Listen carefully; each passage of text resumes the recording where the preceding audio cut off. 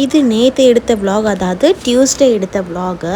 அதித்திக்கு வந்து காது குத்துன இனிஷியல் ஸ்டேஜில் வந்து ரைட் சைடு இயர் வந்து இன்ஃபெக்ஷன் ஆகிடுச்சு. அதனால் அது கழட்டி விட்டுருந்தேன். இப்போ தான் போய் லாஸ்ட் வீக் காது குத்திட்டு வந்திருந்தேன். அது என்னாச்சுன்னா எனக்கு ஏதோ பஸ் வர மாதிரி எனக்கு ஒரு ஃபீல் இருந்ததுனால சரி டாக்டர்கிட்ட கூட்டு போய் காட்டலாம் அப்படின்ட்டு போகலான்னு போனோம். என்னாச்சுன்னா டாக்டர்கிட்ட போகிறதுக்குள்ளேயே அதித்திக்கு வந்து அது செம்மையாக ப்ளீட் ஆக ஆரம்பிச்சிருச்சு. அவள் ட்ரெஸ்ஸு என் ட்ரெஸ் எல்லாம் கூட ப்ளட் ஆகிடுச்சு. அப்புறம் அங்கே போய் ப்ளட் நின்றுச்சு. அவள் எங்கேயா இடிச்சிருப்பான்னு சொன்னாங்க.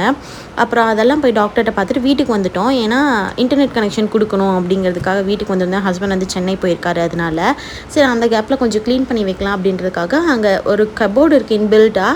அதில் வந்து 2 ஷெல்ஃப் மட்டும் க்ளீன் பண்ணலான்னு எடுத்து க்ளீன் பண்ணிட்டுருந்தோம். இது வந்து ருத்வி கன்சீவ் ஆனப்போ டெஸ்ட் பண்ண கிட்டு பத்திரமா வச்சுருக்கேன். இது வந்து ரெசின் ஆர்ட்டில் போட்டுட்டேன். அது மாதிரி இதையும் பண்ணுங்கிறதுக்காக எடுத்து பத்திரமா வச்சுருந்தேன். கீழ் ஷெல்ஃப் மட்டும் க்ளீன் பண்ணிட்டு போகலாம் அப்படிங்கிறதுக்காக.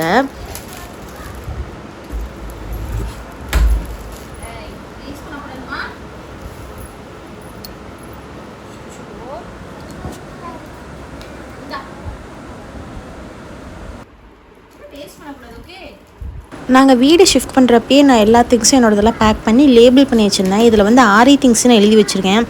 சரி அதில் வேறு ஏதாவது இப்போதைக்கு தேவையான திங்ஸ் இருக்கான்னு பார்க்கறதுக்காக ஓப்பன் பண்ணி பார்த்துட்டு இருந்தேன்.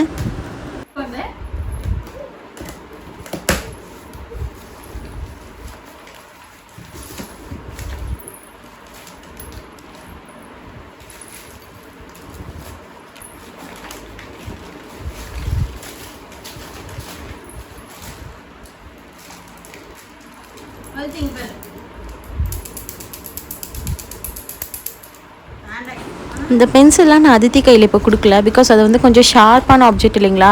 விளையாண்டுட்டு கையில் வச்சுட்டு ஓடி வரப்போக்கு இது வாயில் குத்திக்கிட்டானா அது பெரிய ப்ராப்ளம் ஆயிரும் அப்படின்ற மாதிரி நான் இன்ஸ்டாகிராம்லலாம் நிறைய வீடியோ பார்த்தேன். அதனால் அவள் கையில் இந்த ஸ்ட்ரா அந்த மாதிரி ஹார்டான ஸ்டிக்ஸ் எல்லாம் நான் கொடுக்குறதில்ல.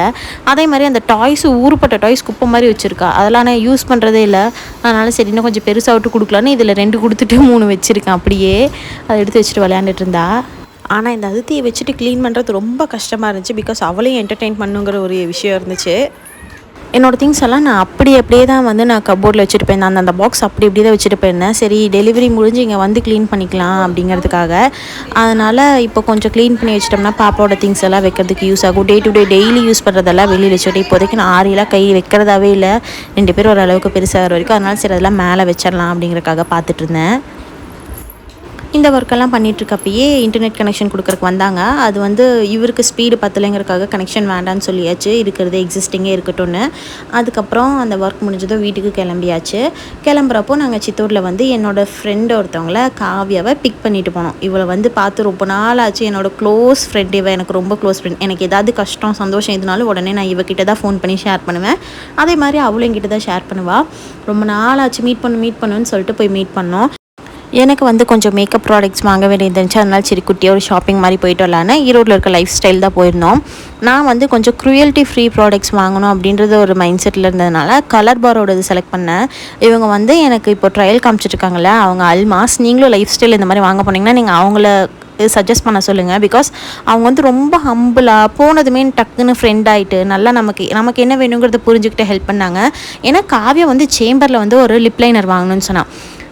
அதுக்கப்புறம் ஒரு லிப்ஸ்டிக் வாங்கணும்னு நினச்சா அவளுக்கு எதுவுமே செட் ஆகலை. நிறையா ஸ்வாட்ச் பண்ணி பார்த்துட்டா. எனக்கு தெரிஞ்ச ஒரு 20 லிப்ஸ்டிக் மேலே ஸ்வாட்ச் பண்ணால் அவளுக்கு பிடிக்கல, எனக்கும் பிடிக்கல. பட் இவங்க வந்து எங்களோட கன்சர்ன் என்ன, எங்களுக்கு என்ன மாதிரி நாங்கள் எக்ஸ்பெக்ட் பண்ணுறோங்கிறத டக்குன்னு எடுத்து கொடுத்தாங்க. அப்புறம் அதெல்லாம் வாங்கிட்டு மறுபடியும் நாங்கள் ரிட்டர்ன் வீட்டுக்கு கிளம்பியாச்சு. நான் அப்படியே காவியா வந்து சித்தூரில் ட்ராப் பண்ணிவிட்டு போகலான்னு வந்தோம். அப்போ வந்து தம்பி சித்தூர்லேருந்து கூட்டிகிட்டு போயிட்டான். காவியா வந்து எனக்கு ஒரு ஃப்ரெண்டுங்கிறத விட என்னோடய சிஸ்டர், என்னோடய ஃபேமிலி தான். விக்கியும் அதே மாதிரி தான் என்னை ஒரு அக்காவாக தான் பார்ப்பான். அதே மாதிரி அம்மாவும் என்னை அவங்க பொண்ணாக தான் பார்ப்பாங்க.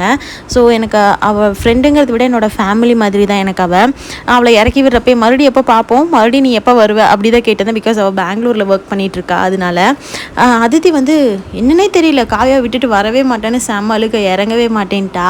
உங்களுக்கு அந்த மாதிரி ஒரு ஃப்ரெண்ட் இருப்பாங்க இல்லைங்களா, அவங்கள கீழே மென்ஷன் பண்ணுங்கள். அது அவங்க பார்க்குறப்ப அவங்களுக்கு ஒரு மாதிரி சந்தோஷமாக இருக்கும். அதுக்கப்புறம் சமாதானம் பண்ணி வீட்டுக்கு கிளம்பி வந்துட்டோம். வீட்டுக்கு வந்தது என்னோடய ரெகுலர் ரொட்டீன் தானுங்க. இந்த 2 குழந்தைங்களே பார்த்துக்கணும், சாப்பாடு வைக்கணும், தூங்க வைக்கணும்னு அப்படியே அந்த டே முடிஞ்சுது.